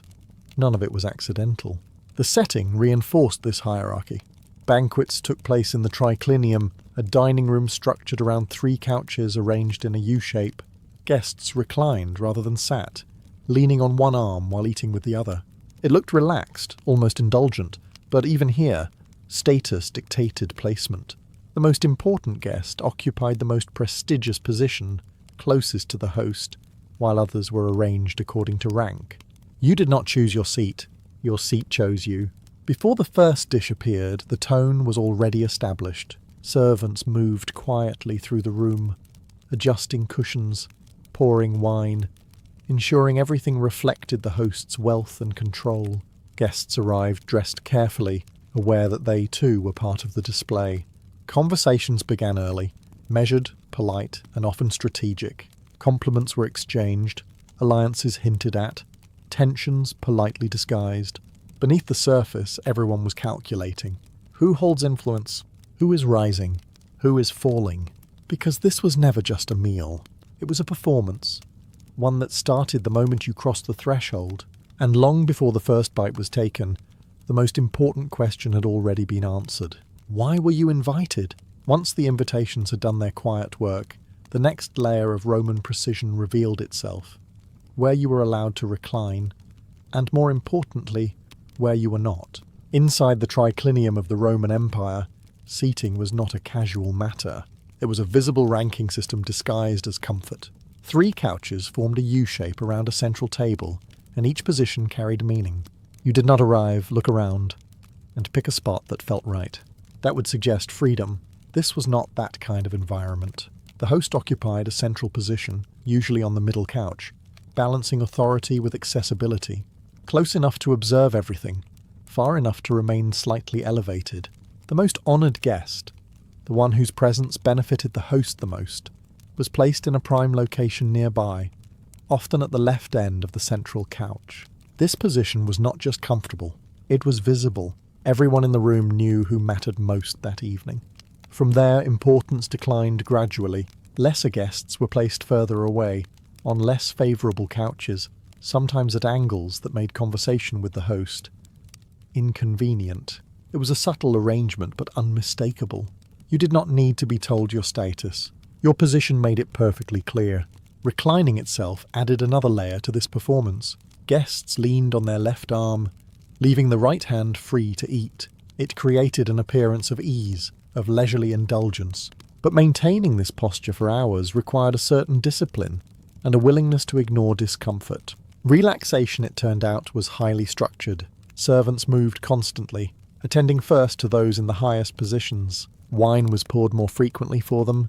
Dishes reached them first. Conversations centered around them.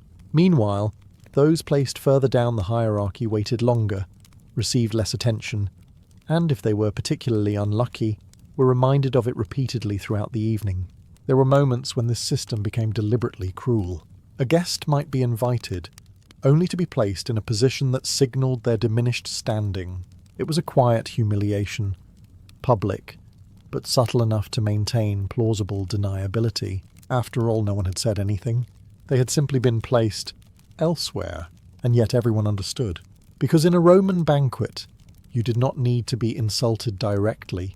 You only needed to notice where you were lying. Once everyone was properly arranged, comfortably, hierarchically, and with just enough awareness of their place, the food finally began to arrive. Not all at once, of course. That would be efficient, and efficiency was not the point. Roman banquets in the Roman Empire unfolded in carefully staged courses, each designed to impress, overwhelm, and occasionally confuse. The structure was deliberate. A slow escalation of extravagance, ensuring that no guest could leave without fully appreciating the host's resources and perhaps questioning their own. The meal typically began with the gustatio, a set of appetizers intended to awaken the appetite, though often they achieved something closer to immediate exhaustion. Eggs were common, served in various forms, accompanied by olives, salads, and sauces that leaned heavily on garum. A fermented fish sauce that was both beloved and aggressively present. Honeyed wine or mulsum was poured to begin the evening, setting a tone of indulgence from the very first sip. Then came the prima mensa, the main course, though coarse feels insufficient for what followed. This was where excess revealed itself fully. Platters of meat appeared in steady succession. Pork, lamb, poultry, fish, and occasionally more exotic offerings. The wealthy prided themselves on rarity. Flamingo tongues, peacock, dormice stuffed with herbs. Dishes that existed less for nourishment and more for the quiet satisfaction of serving something no one else could easily obtain.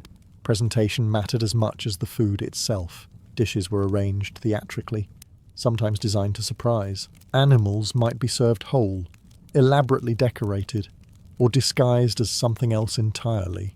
There are accounts, possibly exaggerated, though not entirely implausible, of dishes that revealed hidden contents when cut open, turning the act of eating into a kind of performance. Finally came the secunda mensa, the desserts, fruits, nuts, pastries sweetened with honey. Simple ingredients, elevated through quantity and arrangement. By this point, guests were not hungry. Hunger had been dealt with long ago.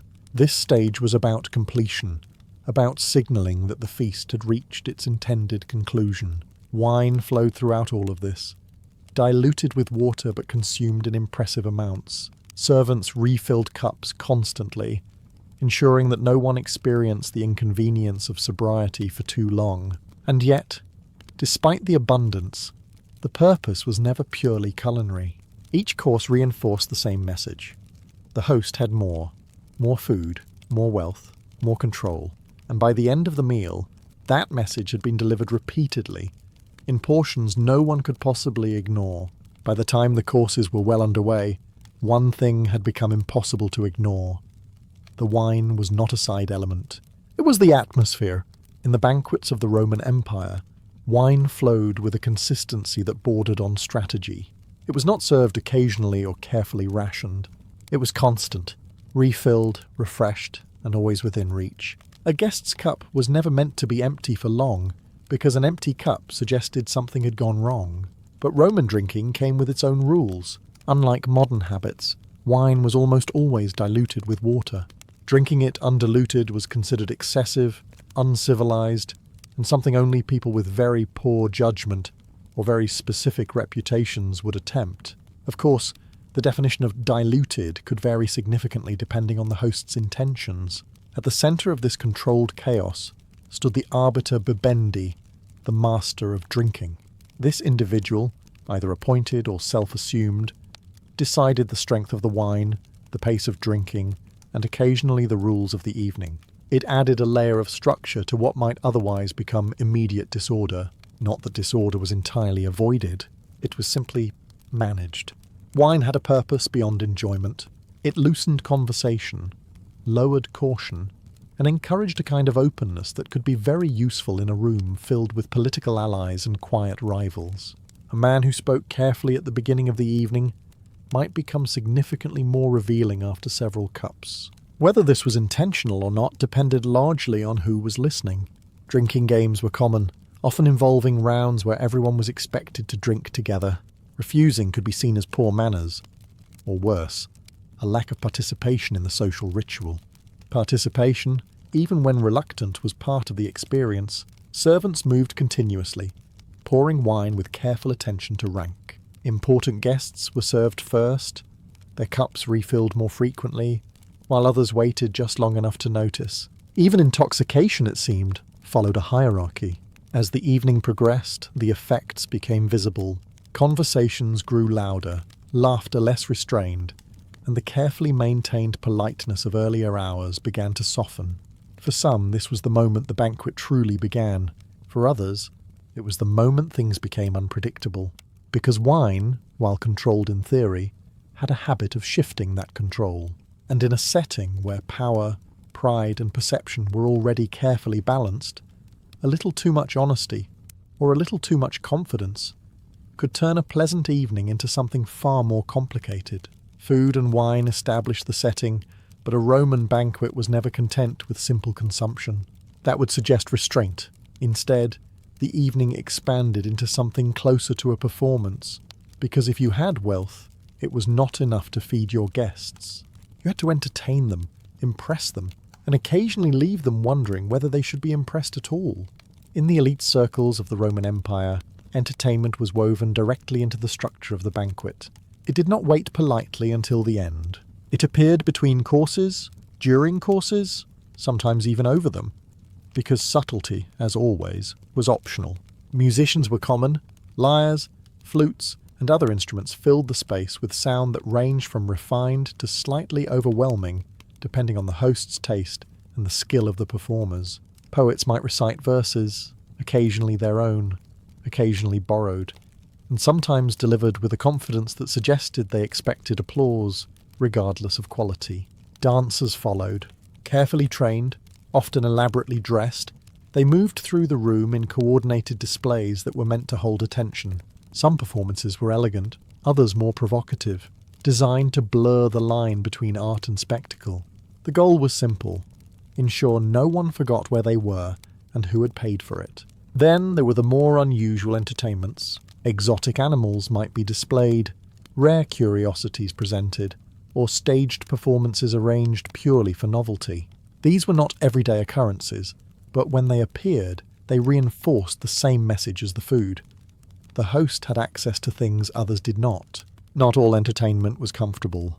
There were moments, subtle or otherwise, where performances edged into humiliation.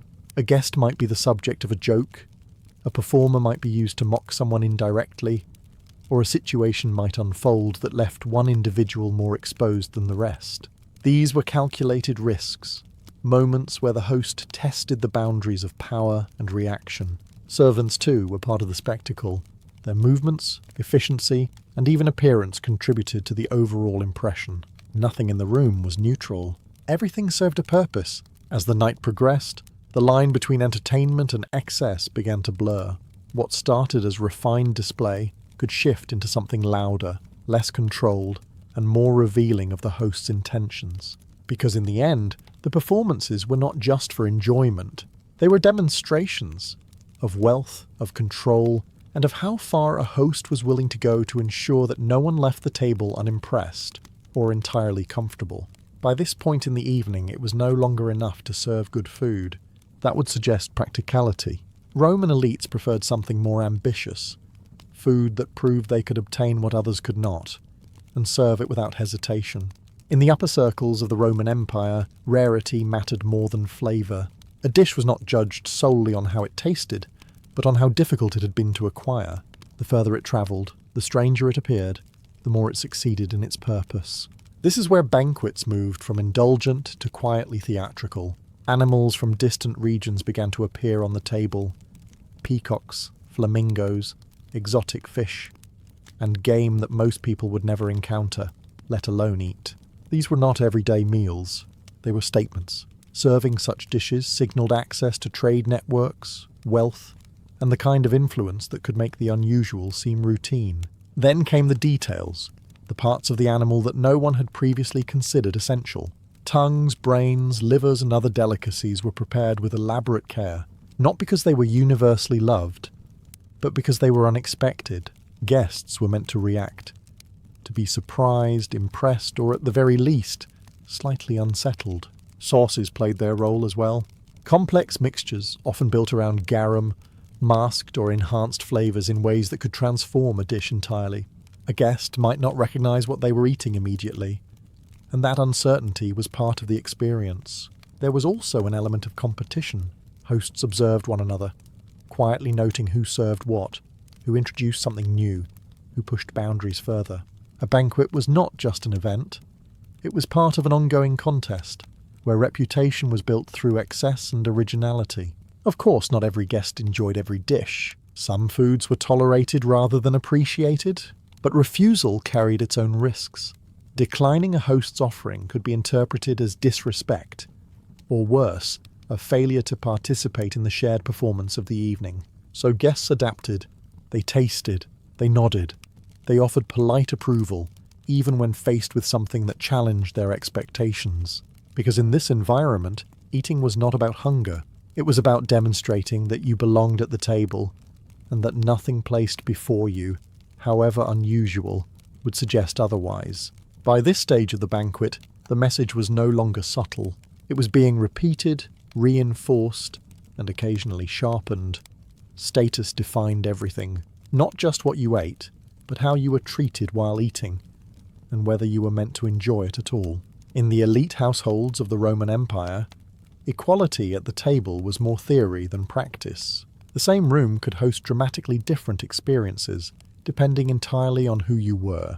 Important guests received the finest dishes, the best wine, and the most attentive service. Others received something else. It was not uncommon for hosts to serve different qualities of food to different guests. A favoured individual might be presented with the most exotic meats, carefully prepared and beautifully arranged, while a lesser guest might receive a simpler, less refined version of the same course, or something entirely inferior. The distinction was rarely announced. It did not need to be. Wine, too, followed this hierarchy. While the most prestigious guests enjoyed well-aged, carefully mixed wine, others might find themselves drinking something noticeably weaker, or less generously poured. Even the act of refilling a cup became a subtle signal of importance. These differences were not accidents. They were deliberate choices, designed to reinforce the structure of the social order. A guest could measure their standing not by what was said, but by what was placed before them, and how quickly it arrived. There were moments when this system crossed into quiet humiliation. A host might invite someone not to honour them, but to display their lesser status, seating them poorly, serving them inferior food, or simply allowing others to notice their position was enough. No direct insult was required. The setting itself did the work, and yet guests endured it, because attending a banquet, even under less favourable conditions, still offered opportunity. Being present meant visibility. It meant remaining within the social circle, even if not at its centre. Absence in many cases was worse. Some guests navigated this carefully. They observed, adapted, and responded with equal subtlety, offering praise when appropriate, ignoring slight differences, maintaining composure regardless of circumstance. Others reacted more openly, though this carried risks. Because a Roman banquet was not just about what was served, it was about what was revealed, and sometimes what was revealed was not the wealth of the host, but the exact place each guest held within a system that rarely allowed anyone to forget it. By the later hours of the banquet, something important became clear. The evening was no longer about the guests. It was about the host, and whether the performance had succeeded. In the social world of the Roman Empire, reputation was not built quietly over time. It was constructed in moments like these, under lamplight, between courses, in the reactions of those reclining just a few steps away. A single banquet could elevate a man's standing, or quietly damage it. Everything contributed to this judgment. The food had to impress, but not merely through excess.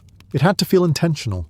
Exotic dishes needed to appear effortless, as if rarity itself was something the host could casually command. Too little, and the host seemed modest in the wrong way.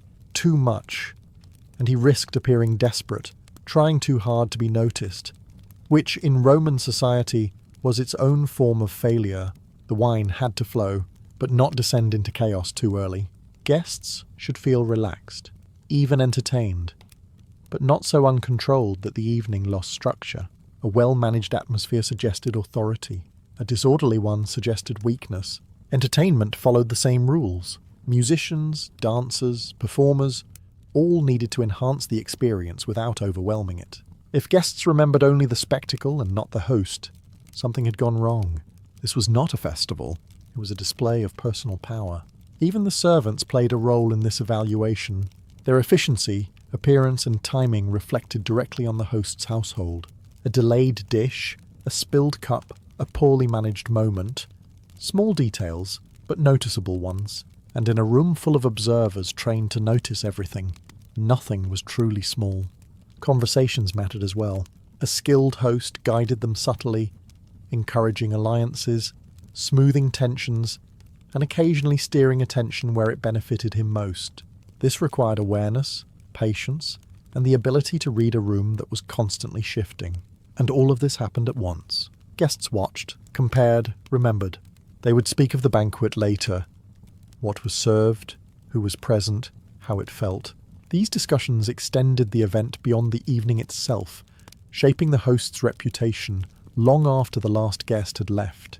Because in the end, a Roman banquet was not judged by how much was consumed. It was judged by what people said afterward. And in a society where perception carried real consequences, that judgment mattered far more than any single dish ever could. Eventually, even a Roman banquet had to end. Not abruptly, of course. Nothing about the evening allowed for that.